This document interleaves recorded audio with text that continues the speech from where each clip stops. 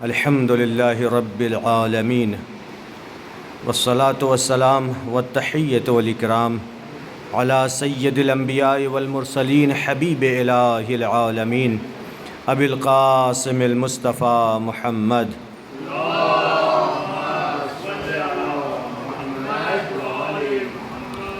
وعلى آله الأطيبين الأطهرين المعصومين المظلومين الغر الميامين الذين أذهب الله عنهم الرجس وطهرهم تطهيرا.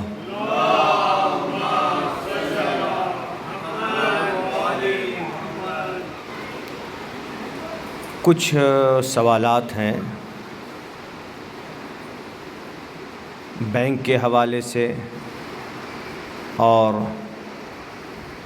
سود کے لحاظ سے کہ بینک وغیرہ سے جو رقم ملتی ہے بینک میں ڈپازٹ کے طور پہ رکھتے ہیں اور منافع کے ساتھ جو ڈپازٹس مراد یعنی جو جمع کرتے ہیں منافع کے ساتھ جو رقم آتی ہے اس کے جائز اور ناجائز ہونے کے سلسلے میں سوال کیا گیا ہے. فکس ڈپازٹ چاہے کم ٹائم کے لیے ہو یا زیادہ ٹائم کے لیے، کسی بینک میں فکس ڈپازٹ کیا، اب اس کے مقابل میں جو رقم مل رہی ہے فکس ڈپازٹ پر ملنے والی رقم کا سود ہونے کے حوالے سے کیا حکم ہے؟ جو فائدہ ملتا ہے آیا یہ سود ہے یا سود نہیں ہے؟ ابھی پہلے یہ مان کے چل رہے ہیں کہ اسلامی حکومت ہے، اس کے حساب سے جواب دیا ہے. پھر اس کے بعد آخر میں غیر اسلامی حکومت کے حساب سے بھی جواب دیا ہے، تفصیلی جواب ہے. آیت اللہ سیستانی حفظہ اللہ تعالی جواب میں فرماتے ہیں حکومتی بینک یعنی گورنمنٹ کا بینک ہو، ٹھیک، اسی طرح کوئی بھی حکومتی کمپنی یعنی گورنمنٹ کی طرف سے بینک ہو یا گورنمنٹ کی کوئی کمپنی ہو، حضرت آیت اللہ کی نظر میں اس کا پیسہ مجہول المالک ہے. جمع کیا آپ نے حکومتی بینک میں یا جو ہے حکومتی کمپنی میں یعنی سرکاری کہہ لیجئے سرکاری بینک یا سرکاری کمپنی میں جمع کیا آپ نے پیسہ، فکس ڈپازٹ کیا اور اس پر جو منافع مل رہا ہے وہ منافع آغا فرماتے ہیں کہ وہ مجہول المالک ہے. مجہول المالک یعنی جو منافع آپ کو مل رہا ہے گویا اس کا مالک معلوم نہیں ہے. جو منافع مل رہا ہے اس کا مالک گویا معلوم نہیں ہے اور اس میں تصرف اور استعمال حاکم شرع کی اجازت سے ہے. جو پیسہ منافع کے طور پہ ملا ہے چونکہ مجہول المالک ہے، اور جو بھی مال مجہول المالک ہوتا ہے یعنی جس کا مالک معلوم نہ ہو اس کے لیے حاکم شرع کی اجازت کی ضرورت پڑتی ہے.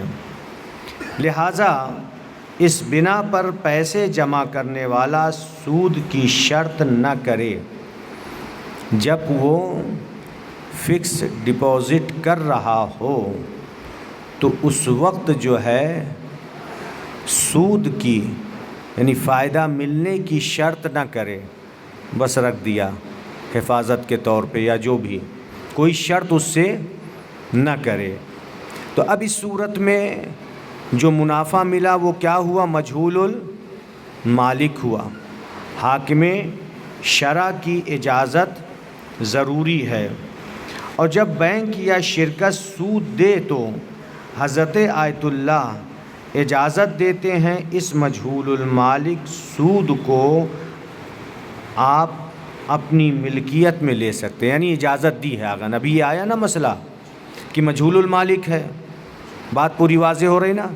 سرکاری بینک ہے، سرکاری کمپنی ہے، فکس ڈپازٹ کیا آپ نے، جو اس کا فائدہ ملا وہ مجہول المالک ہوا۔ جب مجہول المالک ہوا تو حاکم شرع کی اجازت کی ضرورت ہے۔ تو اب یہاں پر یہ ہے کہ حاکم شرع آیت اللہ سیستانی نے اجازت دے رکھی ہے، پہلے سے اجازت دے رکھی ہے کہ اس کو آپ اپنی ملکیت میں لے سکتے ہیں، اس شرط کے ساتھ کہ آدھے مبلغ کو دیندار غریب شیعہ کو صدقہ دیں۔ یعنی جو آپ کو فائدہ ملا ہے اس میں سے آدھا فائدہ کہاں پر یہ ہے کہ جب اسلامی ملک میں آپ ہوں، یہاں کی ابھی بات نہیں ہے، اسلامی ملک کی۔ ہو سکتا ہے آپ جا کے ایران میں زندگی گزارنے لگے ہیں اپنے، ماشاءاللہ بہت سے مومنین ابھی ایران میں جا کے آباد ہوئے ہیں، اچھی بات ہے، بہت سے تجارت کر رہے ہیں، کاروبار کر رہے ہیں، بہت سے ہو گئے ہیں۔ قم میں تو ایک پوری جماعت ہو گئی ہے، ہاں کافی ہو گئے ماشاءاللہ، اچھی بات ہے۔ ہاں تو آقا فرماتے ہیں کہ اس صورت میں آدھا پیسہ جو منافع ملا ہے وہ کسی غریب شیعہ مومن کو بطور صدقہ دیں۔ یہ بات واضح ہو گیا، بات واضح ہو گئی نا پوری۔ سرکاری بینک ہو یا سرکاری کمپنی ہو، فکس ڈپازٹ کیا، اس کا جو منافع آیا مجہول المالک، حاکم شرع کی اجازت کی ضرورت ہے اور حاکم شرع نے اجازت دے رکھی ہے، لیکن اس شرط کے ساتھ کہ آدھا آپ اپنے اوپر خرچ کریں اور آدھا ضرورت مند جو شیعہ مومنین ہیں، غریب ہیں، ان کو دیں۔ یہ بھی شرط ہے نا کہ ہمیں وہ نہیں رکھنا ہے کہ ہمیں انٹرسٹ چاہیے۔ ہاں یہ یہاں جس وقت جمع کر رہے ہوں، جس وقت رکھ رہے ہوں، اس وقت شرط نہ کریں۔ ہاں جس وقت پیسہ ڈپازٹ کے طور پہ رکھ رہے ہیں تو اس وقت کوئی شرط نہ کریں۔ ہم لوگ نہیں کریں گے، اگر کمپنی اپنی طرف سے دے رہی ہے ہاں وہی یہی ہے، آپ کی نیت یہ ہو کہ ہم رکھ رہے ہیں حفاظت کے طور پہ، بس یہ رکھ رہے ہیں، تو اب آپ کو جو ملے وہ مجہول المالک بنا۔ جب مجہول المالک مال بنا تو حاکم شرع کی اجازت، حاکم شرع نے اجازت دے رکھی ہے کہ آدھا آپ اپنے اوپر اور آدھا غریب مومنین پر صرف کریں۔ یہ ایک مسئلہ ہوا۔ اسی میں دوسرا جواب یہ ہے، دوسری شق ہے مسئلے کی، اگر پرائیویٹ بینک اسی طرح پرائیویٹ کمپنی، ابھی تک سرکاری کی بات تھی، یہ جو مسئلہ ابھی تھا سرکاری بینک اور سرکاری کمپنی کا تھا جو ابھی بھی بیان کر دیا، لیکن اب اس کے بعد جو ہے پرائیویٹ، سرکاری نہ ہو، پرائیویٹ بینک اسی طرح پرائیویٹ کمپنی ہو تو آپ کسی بھی عنوان سے مالک نہیں بن سکتے۔ اسلامی ملک کی بات چل رہی ہے ابھی، ہاں سرکاری میں، سرکاری کمپنی، سرکاری بینک، توجہ سنیے آپ لوگ، کیونکہ آپ مومنین میں سے مسلسل یہ سب سوال کرتے رہتے ہیں، اس کا یہ مسئلہ ہوا۔ لیکن پرائیویٹ اگر ہے تو اس کے اندر واضح طور پر کہہ رہے ہیں کہ آپ اس کے مالک نہیں بن سکتے، لیکن اگر انسان جانتا ہو کہ اس بینک یا شرکت کے سرمایہ دار افراد یعنی جو مالک ہیں ان پیسوں کو استعمال کرنے سے راضی ہوں گے، پرائیویٹ ہے، کچھ لوگوں نے ہم فلاں کئی لوگوں نے مل کر کے بینک کھول دیا ہے یا کوئی کمپنی کھولی ہے، اس میں لے جا کر کے پیسہ فکس ڈپازٹ کیا، تو یہاں پر کیا ہے، پہلے تو یہ ہے کہ وہ جو پیسہ ملے اس کے آپ مالک نہیں بنیں گے، مگر یہ کہ جو پیسہ آپ کو مل رہا ہے آپ کو یہ معلوم ہے کہ جو اس کمپنی کے یا بینک کے مالکان ہیں وہ راضی ہیں کہ آپ اس کو استعمال میں لیجئے، تو کوئی حرج نہیں ہے۔ یہ ہونا چاہیے کہ راضی ہوں. تو اب یہاں پہ کون سی بات آ جائے گی؟ سود کی بات نہیں آئے گی. یہاں اس چیز کی بات آئے گی کہ جس نے آپ کو دیا گویا اس کا مال ہے، وہ راضی ہے. یہ ہے، اسی لیے ہے نا کہ آپ کو یہ ہو کہ وہ راضی ہوں گے. تو ان کا مال ہے، انہوں نے آپ کو دیا، وہ راضی ہیں کہ آپ استعمال کیجئے. اب ہمارا مال ہے، ہم نے آپ کو دے دیا اور میں راضی ہوں کہ آپ کو استعمال کر سکتے ہیں، تو آپ اس کے مالک بن جائیں گے. اور ان پیسوں سے جو چیز خریدے گا مالک ہوگا. اب جو منافع ملا ہے اس سے جو چیز خریدے گا وہ بھی اب مالک بنے گا. اور یہ اس صورت میں ہے کہ جب بینک یا کمپنی اس شخص کے ساتھ کوئی شرعی معاملہ انجام نہ دے، لیکن اگر صحیح شرعی طریقے سے تمام شرائط کو مد نظر رکھتے ہوئے معاملہ انجام دیا جائے اور احتمال ہو کہ بینک یا کمپنی ان پیسوں کے ساتھ قرارداد کے مطابق شرعی طریقے کے مطابق معاملہ کرے گی تو سود حلال ہے. یعنی شرعی معاملہ یہ اس صورت میں یہ تھا، یہ صورت بنی تھی کہ وہ راضی ہو جب شرعی معاملہ نہ ہو. لیکن اگر آپ کا شرعی معاملہ ہوا ہے، مضاربہ ہوا ہے یا قسط پہ کوئی معاملہ ایسا ہوا ہے. مضاربہ میں یہی ہوتا ہے نا کہ ہم نے اپنا پیسہ دیا کمپنی کو یا کسی بینک کو جو جمع کر رہے ہیں، فکس ڈپازٹ کر رہے ہیں، بطور مضاربہ ہم دے رہے ہیں. اسلامی ممالک میں بھی بینکوں میں سود دیتے ہیں لیکن شرعی معاملہ کرتے ہیں. شرعی معاملہ کیا ہوتا ہے؟ مضاربے والا. ہم آپ بھی کر سکتے ہیں، بینک نہ بھی ہو.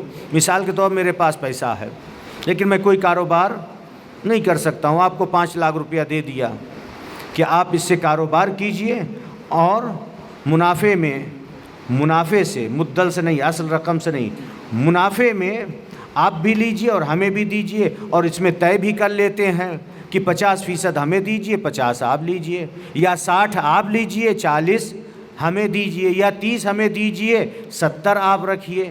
یہ اس طرح سے اس کو کیا کہتے ہیں؟ شرعی معاملہ. اور اس کو اسلامی اصطلاح میں مضاربہ کہا گیا ہے. اگر یہ پرائیویٹ کا معاملہ ہو، پرائیویٹ بینک ہو، کمپنی ہو، یا کوئی بینک ہو کمپنی نہیں، ہم آپ کرنا چاہ رہے ہیں، میں کرنا چاہ رہا ہوں، مان لیجئے میرے پاس پیسہ ہے، میں دے رہا ہوں آپ کو 5 لاکھ، آپ جائیے اس سے بزنس کیجئے.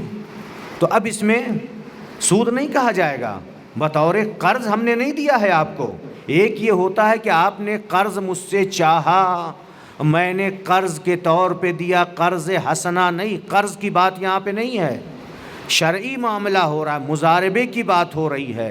ہم نے آپ کو دیا ہے کاروبار کرنے کے لیے، آپ کاروبار کیجئے اور اس میں جو منافع مل رہا ہے 30%، 40% یا آدھے کا، جو بھی جس پر بھی سمجھوتا ہو جائے، لا کر کے آپ دیجئے. تو یہ بالکل صحیح ہے. یہ پوری بات واضح ہو گئی نا. سرکاری بینک اور سرکاری کمپنی، وہ بھی جائز تھا لیکن مجہول المال بنا تھا، مالک بنا تھا. حاکم شرع کی اجازت کی ضرورت تھی. حاکم شرع نے اجازت دے رکھی ہے لیکن آدھا آپ لیں اور آدھا غریب پہ صدقہ کر دیں. لیکن اگر پرائیویٹ ہو، دوبارہ میں ریپیٹ اس لیے کر رہا ہوں کہ مسئلہ اہم ہے، لیکن اگر بینک پرائیویٹ ہے، کمپنی پرائیویٹ ہے، یہاں پر کیا ہے؟ یہاں پر یہ ہے کہ جو وہ فائدہ دے رہا ہے آپ کو یہ ہو کہ وہ اس سے راضی ہے، تو یہ آپ کے لیے جائز ہو جائے گا. یہ کب ہے؟ یہ اس وقت ہے کہ جب کوئی شرعی معاملہ نہ ہو. لیکن اگر شرعی معاملہ پہلے ہی ہو گیا تب اس کے راضی ہونے نہ ہونے کی بات ہی نہیں ہے. شرعی معاملہ یعنی مضاربے پہ ہے، ہم نے آپ کو کاروبار کے لیے دیا ہے. مضاربہ ایک معاملہ ہے اسلامی لحاظ سے، اور اسلامی ممالک میں، ایران وغیرہ میں مضاربے ہی کے عنوان سے رکھنے والے بھی جو پیسہ بینکوں میں رکھتے ہیں اسی نیت سے، اور بینک والے بھی مضاربے ہی کے لحاظ سے لیتے ہیں، اور کاروبار تو یہاں بھی کرتے ہیں، لیکن یہاں پر وہ مضاربے کا عنوان نہیں ہوتا ہے. یہ اپنے یہاں ہے، اپنے مذہب میں ہے۔ بات واضح ہو گئی نا؟ اب اس کے بعد دیکھیے دوسرا مسئلہ، اور اگر سرمایہ غیر مسلمان کا ہو تو چاہے پرائیویٹ ہو یا سرکاری ہو یا مشترک ہو، سود جائز ہے۔ میں نے یہی کہا کہ ابھی اپنا نہیں ہے، نہیں تو آپ لوگ گھبرائیں، وہ اسلامی ممالک کے مسائل تھے، یہ اب اپنا آیا۔ اگر سرمایہ غیر مسلمان کا ہو، یعنی کوئی بھی نان مسلم، اس کا سرمایہ، اس کا مال، اس کا پیسہ ہے، تو اب چاہے پرائیویٹ ہو، سرکاری ہو، اس میں کچھ لوگ شریک ہوں، تو اس کا جو سود ہے وہ جائز ہے، کیونکہ ان سے سود لینا جائز ہے۔ بات واضح ہو گئی نا؟ اس کو یاد رکھیے، آخری جملہ یہ آپ لوگوں سے متعلق ہے، ہندوستانیوں سے، ٹھیک ہے نا؟ لیکن اگر یہاں پر بھی فرض کر لیجئے مسلمان کی بینک ہے، مسلمان کی کمپنی ہے، تو وہی مسئلہ آئے گا جو اوپر بیان کیا۔ بات واضح ہو رہی یا نہیں؟ واضح ہے سب کے لیے بات؟ ہاں جی۔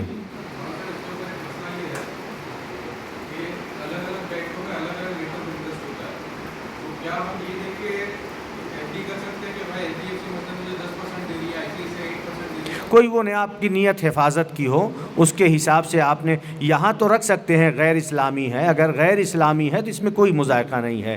یہ تو بات چل رہی تھی کہ آپ کی نیت یہ ہو کہ حفاظت کے لحاظ سے رکھ رہے ہیں جب اسلامی ملک میں آپ ہوں، یہاں تو بات واضح ہو گئی، بالکل واضح ہے۔ ہاں، غیر مسلمان کا سرمایہ ہو، سرکاری ہو، پرائیویٹ ہو، مشترک ہو، کئی لوگ شریک ہوں اس کے اندر، تو چونکہ سود لینا جائز ہے لہٰذا کوئی مذائقہ نہیں ہے۔ صلوات پڑھ دے، پھر دوسرا مسئلہ بیان کریں گے۔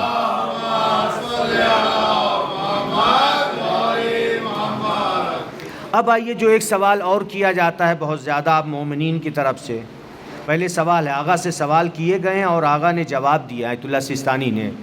بینک اور مختلف اداروں میں کام کرنے والوں کے کام کا ایک حصہ سود یا دوسرے حرام معاملات سے متعلق ہوتا ہے، جو کام کرتے، جاب کرتے ہیں، جاب کے اعتبار سے اب ہے، کچھ کام سود پہ ہوتا ہے، کچھ لکھا پڑھی یا کچھ اس طرح سے کرنا ہوتا ہے، یا کچھ حرام کا ہوتا ہے، معلوم ہوا شراب کا ہے، سور کا، اس کا، اس کا، کمپنی ہے، بڑی ہے کمپنی، کچھ بھی ہے، تو اس کی طرف یہ سوال کیا ہے کہ اس کام اور اس کے بدلے میں ملنے والی اجرت کا کیا حکم ہے؟ یعنی جس بینک میں کام کر رہا ہے، سودی معاملہ ہے، کچھ حصہ اس کو کرنا پڑ رہا، پورا نہیں، کچھ کام کہ جو سود سے متعلق ہے، یا یہ کہ حرام معاملہ جو ہے، شراب ہے، سور ہے، وغیرہ وغیرہ جو حرام ہے وہ بھی کرنا پڑ رہا ہے اس کو، تو اس کے متعلق سوال کیا گیا ہے کہ جو اجرت مل رہی ہے، یعنی جو اس کو سیلری مل رہی ہے، اس کا کیا حکم ہے؟ جواب ہے، سودی معاملات والے کام کا کرنا اور اس کی اجرت لینا دونوں حرام ہیں۔ بالکل واضح انداز میں جواب دے دیا، اور ان پیسوں کا وہ مالک نہیں بن سکے گا، مالک نہیں کہا جائے گا۔ جب مالک نہیں تو اس کا مطلب غصبی پیسہ ہے، یعنی ناجائز ہے، ناجائز ہے اس کے لیے پھر استعمال کرنا۔ بات واضح ہو گئی پوری؟ دوسرے مسئلے کی طرف چلیں، کئی مسائل ہیں۔ یعنی کہ ہم لوگ بینک نہیں چلا سکتے، بینک مطلب انٹرسٹ کے طور پہ بینک وہ نہیں کر سکتے۔ نہیں، یہاں بھی جو مسئلہ چل رہا ہے بینک چلانے کا نہیں ہے، یہاں پر یہ ہے کہ جس بینک میں یا جہاں پر یا کمپنی میں آپ جاب کر رہے ہیں، اجرت جو آپ کام کرنا بھی حرام ہے، اجرت لینا بھی حرام ہے، دونوں، یہ مسئلہ چل رہا ہے۔ جاب کرتے ہیں نا بہت سے لوگ بینکوں میں، اور سوال کرتے رہتے ہیں، ہم جوان جو اپنے ہیں برابر پوچھتے رہتے ہیں اس طرح کے سوالات، تو جہاں پر یہ سود کا معاملہ ہے اس اعتبار سے۔ اب اس کے بعد آئیے، بینک سے قرض لینے کا کیا حکم ہے؟ اگر بینک کا سرمایہ مسلمانوں کا ہو، قرض کی بات ہے، بینک کے اندر جو سرمایہ ہے وہ اگر مسلمانوں کا ہو، اگر سرکاری بینک ہو تو اگر شرعی طریقے سے معاملہ ہوا ہو، جیسے مضاربہ یا قسطوں پر خرید کریں تو ضروری ہے کہ اس معاہدے کے مطابق عمل کیا جائے۔ یہی مضاربہ اگر آ گیا، جیسا کہ ابھی بیان کیا، وضاحت کی مضاربے پر یا قسط پر۔ اور اگر شرعی معاملہ نہ ہو تو آپ مجہول المالک کی نیت سے لیں، وہی بات آ جائے گی۔ اگر شرعی معاملہ ہو گیا تو اس صورت میں تو شرعی معاملہ ہے، کوئی قباحت نہیں ہے۔ لیکن اگر شرعی معاملہ نہیں ہوا ہے تو اس صورت میں جو آپ کو فائدہ مل رہا ہے مجہول المالک کے اعتبار سے، اس فائدے کو لیجئے، اور وہی بات آ جائے گی کہ حاکم شرع کی طرف سے اجازت، اور اجازت پہلے سے موجود ہے، اور اس شرط کے ساتھ کہ آدھا اپنے اوپر صرف کریں اور آدھا غریب اپنے شیعہ مومنین پر۔ اور پھر اس کے بعد جو ہے کچھ مسائل اور بھی ہیں۔ ایک یہ ہوتا ہے چیک بیچنے کا کیا حکم ہے؟ اگر قرض واقعی ہو، یعنی جو چیک بیچ رہے ہیں قرض، واقعی طور پہ قرض دے رہے ہیں، تو یہ جائز ہے، اس میں کوئی مضائقہ نہیں ہے۔ ایک سوال اور بھی کیا گیا ہے، کیا بینک کے ذریعے پیسہ بھیجنے کی اجرت لینا سود ہے؟ میں وہی مسائل بیان کر رہا ہوں جو عام طور پہ ہمارے جوان پوچھتے ہیں۔ بینک کے ذریعے سے جو پیسہ بھیجتے نا، بہت سے لوگ کرتے ہیں کام بینک کے ذریعے سے، ہاں، تو آیا یہ اجرت لینا سود ہے؟ جواب ہے سود نہیں ہے، اجرت لے سکتے ہیں۔ اس کے بعد کیا بینک میں انعام جیتنے کے لالچ سے پیسہ رکھنے میں کوئی حرج ہے؟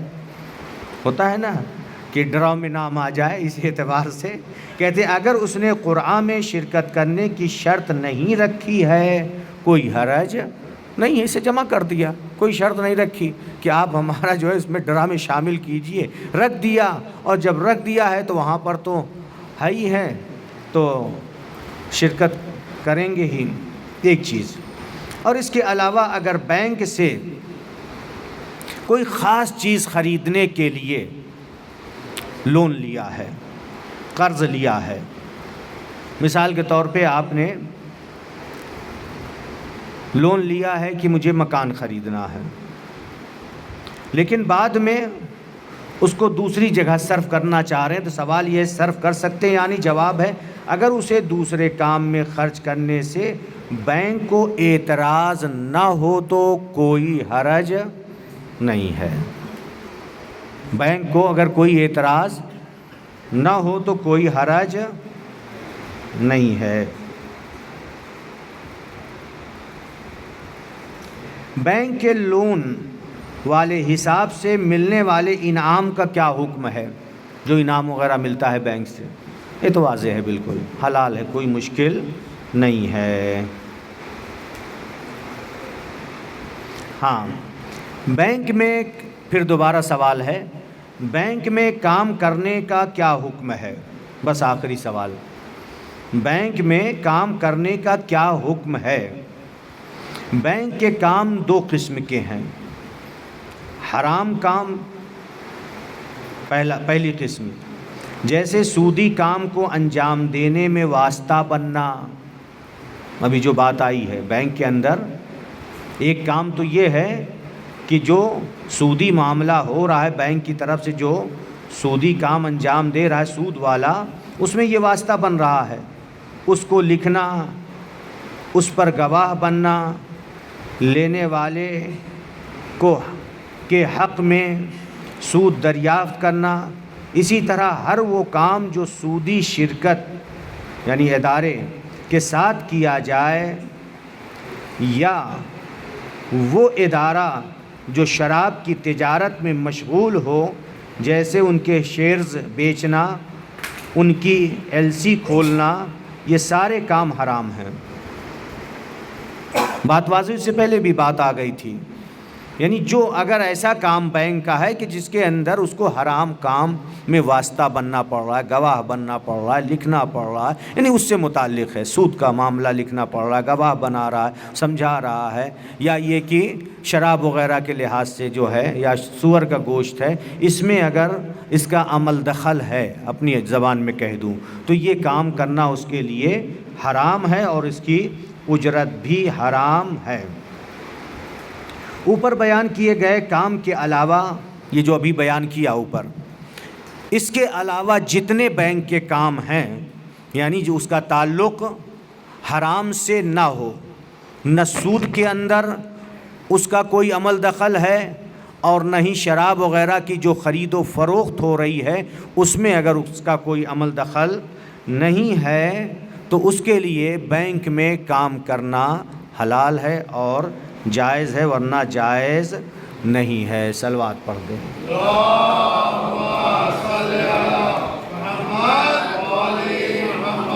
یہ آخری مسئلہ واضح ہو گیا نا؟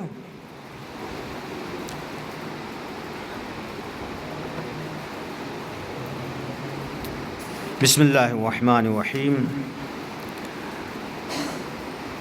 ہماری گفتگو سورہ فجر کی تفسیر میں چل رہی ہے۔ کل الحمدللہ پورے سورہ کا 30 آیتوں کا ترجمہ بیان کر دیا تھا۔ مختصر کچھ آیتوں کی تفسیر رہ گئی ہے، وہ آپ کی خدمت میں پیش کرتا ہوں۔ پہلے اللہ نے قسم کھائی ہے والفجر، واو قسم کے لیے، لفظ واو ایک ہوتا ہے، واو ہمیشہ نہیں اور کا معنی دیتا ہے۔ جیسے آپ نے کہا جاء زید و امر، و امر، زید آیا اور امر آیا۔ واو جو ہے کس کا معنی دیتا ہے؟ اور کا۔ لیکن واو قسم کے لیے بھی آتا ہے، جیسے والفجر، اور جب واو قسم کے لیے ہوگا تو اس کے بعد والا جو لفظ آتا ہے اس کے نیچے زیر آتا ہے، کسرہ آتا ہے، جیسے والفجر ولیال عشر، یہ ہے نا، ولیال عشر والشفع والوتر، سب کے اندر یہ زیر آئے گا۔ یہ واو قسم جب آتا ہے تو جس کے اوپر آتا ہے اس کے بعد، یعنی جو وہ لفظ ہے اس کے آخری اس میں زیر آتا ہے۔ یہ آپ لوگ قسم کی پہچان جو ہے وہ یہ ہے۔ تو اللہ نے یہاں پر قسم کھائی ہے والفجر، قسم کے الفاظ ہیں واللہ، باللہ، تاللہ، للہ، یہ الفاظ قسم کہے جاتے ہیں۔ اگر آپ کبھی کسی چیز پر قسم کھا رہے ہیں، شرعی قسم یہ کہی جائے کہ آپ نے کہہ دیا واللہ میں یہ کام کروں گا، یا باللہ میں یہ کام کروں گا۔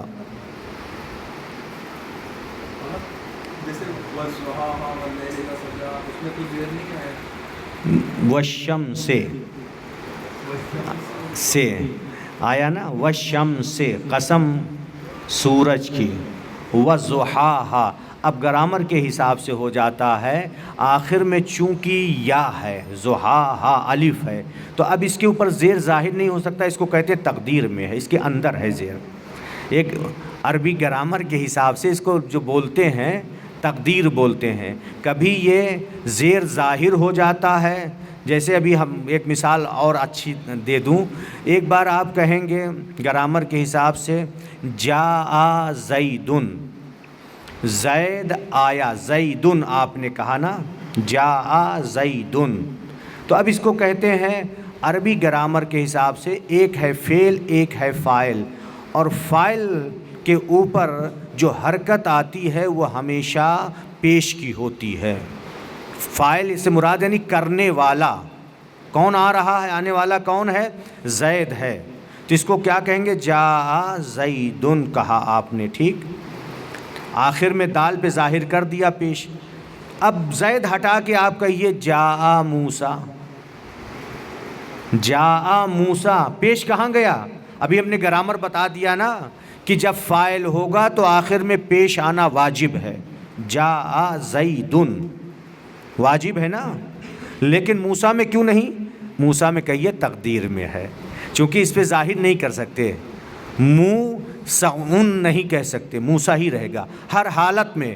جاء موسیٰ، رأیت موسیٰ، مررت بموسیٰ، اس کا جو ہے 3 اعراب ہے ہمارے پاس، پیش، زبر، زیر، 3 ہی ہے۔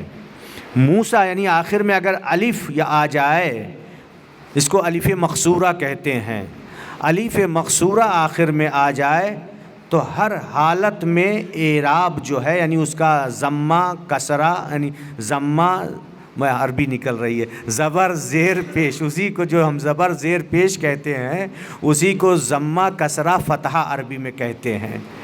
تو یہ ہمیشہ، اب سوال آپ نے کر لیا، بتانا پڑ رہا، انہیں بچے سوچ رہے ہوں گے یہ کیا آج پڑھا رہے ہیں، تو یہ اسی طرح سے یہاں پہ والشمس وضحاہا، جسے موسیٰ ہے، ضحاہا آخر میں ہا آیا ہے نا، قسم سورج کی اور اس کی روشنی کی، والقمر، دیکھیے قمر رے آیا ہے نا یہاں پر، اس پہ ظاہر ہو گیا، والقمر اذا تلاہا، جو اس کے پیچھے طلوع کرتا ہے، تو اب اس میں بھی وہ آ گیا، لہٰذا وہ زیر تقدیر میں ہو جائے گا۔ تو پہچاننے کا یہ طریقہ ہے کہ ہمیشہ جب بھی واو قسم آئے گا تو زیر کر دے گا بعد والے کو۔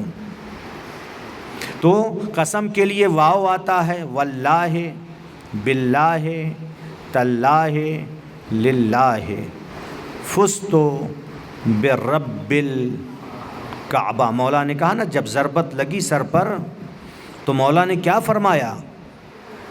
رب کعبہ کی قسم، بے با لفظ با استعمال کیا ہے، فزت برب رب آیا نا، زیر آیا کہ نہیں، برب الکعبۃ، رب کعبہ کی قسم میں کامیاب ہو گیا۔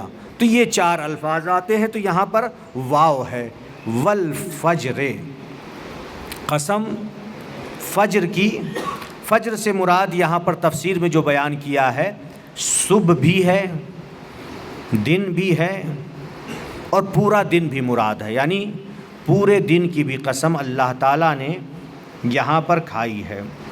اور پھر اس کے بعد اللہ قسم کھا رہا ہے وَلَيَالٍ عَشْرٍ، 10 راتوں کی قسم۔ تو اب یہاں پر کئی راویوں کا نام ہے، ابن عباس ہے، حسن ہے، قتادہ، مجاہد، ضحاک، سدی، کئی ایک ہیں کہ ان سے روایت ہے کہ یہاں پر 10 راتوں سے مراد کون سی رات ہے کہ جس کی اللہ قسم کھا رہا ہے۔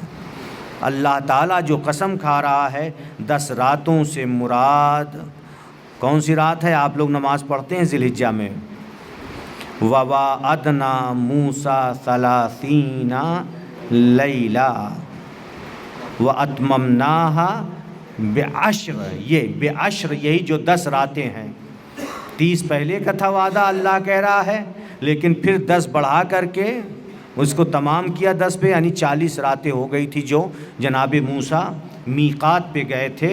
اس کی بڑی اہمیت ہے، جو نماز کی فضیلت ہے، ذی الحجہ کے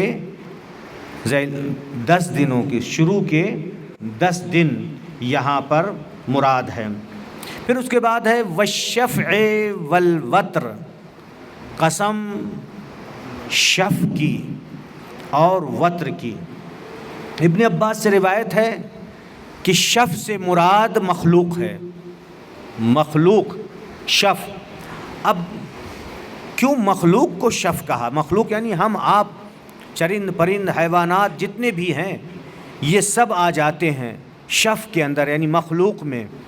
اس کی تفسیر میں یہ بیان کرتے ہیں چونکہ اللہ تعالیٰ نے قرآن میں فرمایا ہے وَخَلَقْنَاكُمْ أَزْوَاجًا، ہم نے تم کو جوڑا جوڑا بنا کے پیدا کیا ہے۔ ازواجا جوڑا ہے، سب کا جوڑا ہے، جفت ہے، سب کو اللہ نے کس طرح بنایا ہے؟ جفت، جوڑا بنایا ہے۔ تو اس سے مراد شف یعنی جفت، جوڑا کے معنی میں ہے۔ والوتر، اب جب شف سے مراد مخلوق ہو گئی تو وتر سے مراد کون ہوگا؟ اللہ تعالیٰ۔ والوتر، وتر سے مراد اللہ تعالیٰ ہے۔ یہ ایک تفسیر ہے، اور اس کے علاوہ شف سے مراد خود نماز شف ہے۔ دیکھیے کبھی یہ ہوتا ہے، توجہ سے سن لیجئے آپ لوگ، کبھی یہ ہوتا ہے کہ ٹائم نہیں ہوتا ہے، یا یہ کہ اتنی طاقت نہیں ہے، حوصلہ نہیں ہے کہ 11 رکعت نماز پڑھ سکے۔ نماز شب بولتے ہیں نا، جبکہ نماز شب 8 رکعت ہے، 2 رکعت نماز شف ہے، اور 1 رکعت نماز وتر۔ صحیح تلفظ یہی بتایا تھا، وتر ہے، وطر نہیں ہے۔ صحیح تلفظ، قرآن پڑھ رہے ہیں نا آپ، وتر یہ آپ ہے، کہہ رہے ہیں یہ الگ الگ ہے۔ اگر آپ کے پاس اتنا وقت نہیں ہے، اتنا حوصلہ نہیں ہے، تو آپ اس سے محروم نہ ہوں۔ چلیے 8 رکعت نہ پڑھیے، 2 رکعت شف پڑھ لیجئے، شف پڑھ لیجئے، اور 1 وتر پڑھ لیجئے، 1 رکعت۔ اس کی بہت ہی تاکید کی گئی ہے، بے پناہ ثواب ہے۔ الرکعۃ الواحدہ، حدیث میں آیا ہے، الرکعۃ الواحدۃ فی جوف اللیل خیر من الدنیا وما فیہا۔ صرف 1، اگر آپ 2 شف بھی نہیں پڑھ پا رہے، صرف 1 پڑھ لیجئے، وتر جس کو کہتے ہیں۔ کیا پڑھ لیں؟ کھڑے ہوئے اللہ اکبر، نماز وتر پڑھتا ہوں قربتاً الی اللہ، آپ پڑھیے سورہ حمد یا جو بھی پڑھتے ہیں اب اس کے اندر، 3 بار سورہ قل اللہ پڑھ لیا، سورہ فلق پڑھ لیا، سورہ ناس پڑھ لیا، جو بھی، پھر اس کے بعد جو ہے استغفار کی تسبیح، العفو کی تسبیح۔ کتنی عظیم نماز ہے، معمولی چیز ہے۔ وتر نماز معمولی نہیں۔ اگر آپ کے پاس 8 رکعت پڑھنے کا وقت نہیں ہے، حوصلہ نہیں ہے، طاقت نہیں، نہ پڑھیے۔ شف کا وقت نہیں ہے، نہ پڑھیے، لیکن وتر تو نہ چھوڑیے۔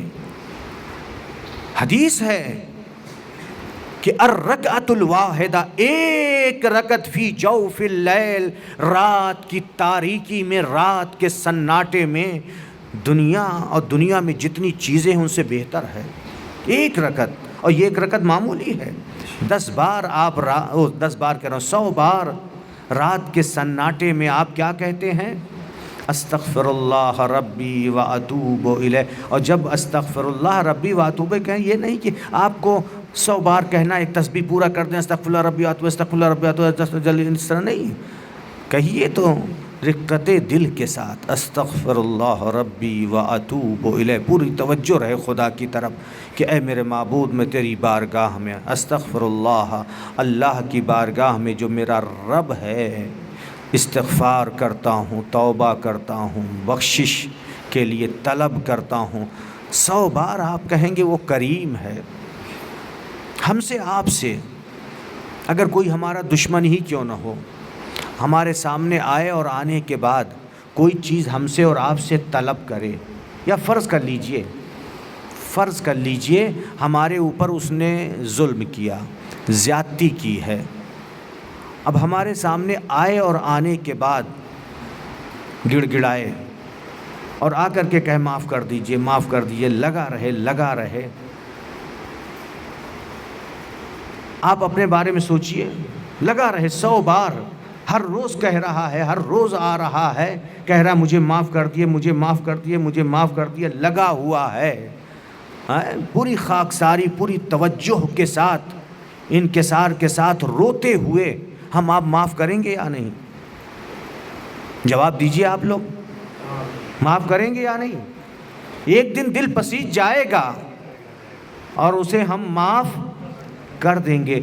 جب ہم خدا کے بندے ہو کر کے ہمارا دل پسیج جاتا ہے، اس کی تو صفت ہے، ہم دعائے کمیل میں پڑھتے ہیں، یا سری الرضا اغفر لمن لا یملک الا الدعاء، اے سب سے زیادہ، سب سے جلد، سریع، بہت جلد راضی ہونے والے، اور وہ اپنے بندوں سے،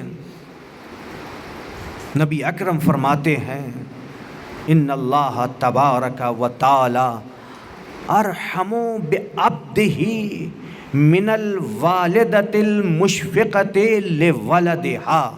نبی اکرم نے فرمایا ہے کہ اللہ تعالیٰ اپنے بندوں پر، وہ ماں جو اپنے بچے کے لیے بہت ہی شفیق و مہربان ہے، ایک شفیق و مہربان ماں سے زیادہ اللہ جو ہے شفیق و مہربان ہے اور رحم کرنے والا ہے. تو جب اس کی بارگاہ میں رات کے سناٹے میں کھڑے ہو کر کے استغفر اللہ ربی واتوب الیہ کہیں گے، اور پھر اس کے بعد 100 بار یا 400 بار کیا کہتے ہیں؟ العفو. العفو صحیح تلفظ سنیے، عفو نہیں ہے، العفو العفو العفو العفو. بخش دے بخش دے، اس کا ترجمہ یہی، العفو یعنی العفو بخش دے بخش دے بخش دے. جب آپ بار بار خدا کی بارگاہ میں، کریم کی بارگاہ میں العفو العفو کہیں گے، بخش دے بخش دے بخش دے بخش دے، رات کے سناٹے میں، تو کیا وہ بخشے گا؟ نہیں یقیناً. کتنے بھی گناہ ہوں گے،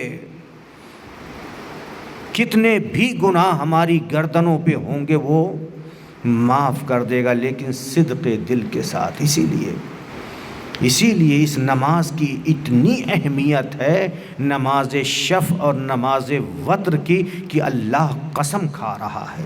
ہر چیز کی قسم نہیں کھائی جاتی ہے، جو چیز اہمیت کی حامل ہوتی ہے اس کی قسم کھائی جاتی ہے. اور ذات واجب قسم کھا رہا ہے، فجر کی قسم، 10 راتوں کی قسم، شفع کی قسم اور وتر کی قسم. تو اس سے اندازہ کیجئے کہ کیا اہمیت ہے. لہٰذا ہم آپ سحری کے لیے تو اٹھتے ہی ہیں، اگر وقت ملے، چونکہ اب یہ آخری راتیں ہیں. ایک روایت میں یہ بھی آیا ہے، ابھی کہتے کہتے وہ حدیث یاد آ گئی، وَلَيَالٍ عَشْرٍ، یہ جو 10 راتوں کی اللہ نے عشر کہا ہے، قسم کھائی ہے، ان 10 راتوں سے مراد یہ رمضان کی آخر کی 10 راتیں بھی ہیں. یہ رمضان کی جو 10 راتیں چل رہی جن میں ہم داخل ہیں، یہ رمضان کی آخر کی 10 راتیں بڑی اہمیت کی حامل ہیں. لہٰذا اب تک اگر ہم آپ اپنے آپ کو بخشوا نہیں سکے ہیں، خدا کی بارگاہ میں عبادت کا حق ادا نہیں کر سکے، قرآن کی تلاوت نہیں کر سکے ہیں، گریہ و زاری نہیں کر سکے ہیں، تو ان راتوں میں خدا کی بارگاہ میں کھڑے ہو کر کے نماز شب پڑھیں وتر پڑھیں. اگر نہیں پڑھ سکتے تو صرف نماز وتر ہی پڑھ لیجئے، نماز وتر ہی 1 رکعت جو ہے وہی پڑھ لیجئے. اور پھر اس کے بعد کتنی عظیم نماز ہے، کوئی ایسی نماز ہے کہنے کے لیے 1 رکعت ہے، استغفر اللہ ہے، العفو ہے، پھر اس کے بعد 40 زندوں اور مردوں کا، مومنین کا نام لیتے ہیں. اللہم اغفر لی، اللہم اغفر لوالدی فلاں، اللہم اغفر لوالدتی، اللہم اغفر لے، میرے فلاں کو فلاں کو فلاں کو فلاں کو نام لیجئے، جو بھی مومنین و مومنات ہیں. انشاءاللہ اللہ تعالیٰ آپ لوگوں کو توفیق دے کہ نماز شب کے پابند ہوں، اور جب نماز پڑھیے تو حقیر کو بھی یاد کر لیجئے انشاءاللہ تعالیٰ.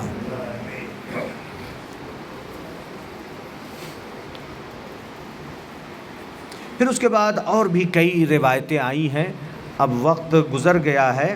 ارم ذات العماد، یعنی شہر ذات عماد کی گفتگو آئی ہے. پھر اب یہاں پر بیان کیا ہے، چونکہ واقعہ لمبا ہے، شداد کا واقعہ، اور شداد نے جو جنت بنائی تھی، انشاءاللہ کل بیان کریں گے کیسی جنت تھی. کتنے زر و جواہرات سونے چاندی جڑے تھے، کتنے کمرے تھے، کس طرح سے بنایا تھا، نہر سونے کی بہہ رہی تھی، چاندی کی بہہ رہی تھی، اور کیا کیا تھا، کیسی بنائی تھی۔ ایک عجیب اس میں جو دیا ہے کہ 100 دنیا کے عظیم بہترین 100 معمار کو لیا تھا۔ 100 معمار، 100 معمار سے ہمارے بمبئی زبان میں جس کو کڑیا بولتے ہیں، کڑیا ہی کہتے ہیں نا۔ 100 معمار، اور ہر معمار کے انڈر نیچے ہزار کام کرنے والے تھے۔ پوری دنیا سے، پوری دنیا پہ حکومت تھی شداد کی۔ یہ 2 بھائی تھے، شداد اور شدید۔ باپ کے مرنے کے بعد دونوں بھائیوں کے ہاتھ میں حکومت آئی، شداد اور شدید۔ پھر شدید بھی مر گیا تو اسی شداد کے ہاتھ میں پوری حکومت تھی، پوری دنیا پر اس کی حکومت تھی۔ انبیاء کے مقابل میں جنت بنانا چاہی تاکہ لوگوں کو اپنی طرف کھینچے، لیکن جب جنت بنوائی اس نے 25 سال تک جنت تیار ہوئی۔ کتنے لوگ کام کر رہے تھے؟ 100 معمار تھے۔ 100 معمار یعنی آرکیٹیکٹ کہہ لیجئے، انجینئر کہہ لیجئے، جو بھی، ان کے ماتحت، ہر ایک کے ماتحت ہزار کام کرنے والے تھے۔ اور کتنے سال کام چلا تھا؟ 25 سال۔ 25 سال اس تفسیر میں جو واقعہ دیا ہے، 25 سال کام چلا۔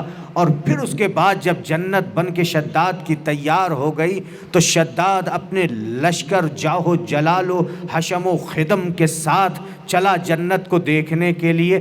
آسمان سے ایک پتھر آیا، وہیں پہ ہلاک ہو گیا، جنت کو نہ دیکھ سکا۔ یہ ہے قدرت، یہ ہے، اتنی محنت سے اس نے بنوائی تھی اور اتنا پیسہ خرچ کیا تھا۔ انشاءاللہ کل یہ جنت کیسی بنائی تھی کل سنا دیں گے، چونکہ اب آج وقت پورا ہو گیا ہے۔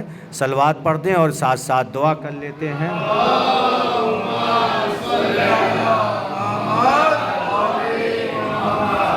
اللہم اغفر للمؤمنین والمؤمنات والمسلمین والمسلمات الاحیاء منہم والاموات، تابع اللہم بیننا وبینہم بالخیرات، انکا مجیب الدعوات، انکا علی کل شیء قدیر۔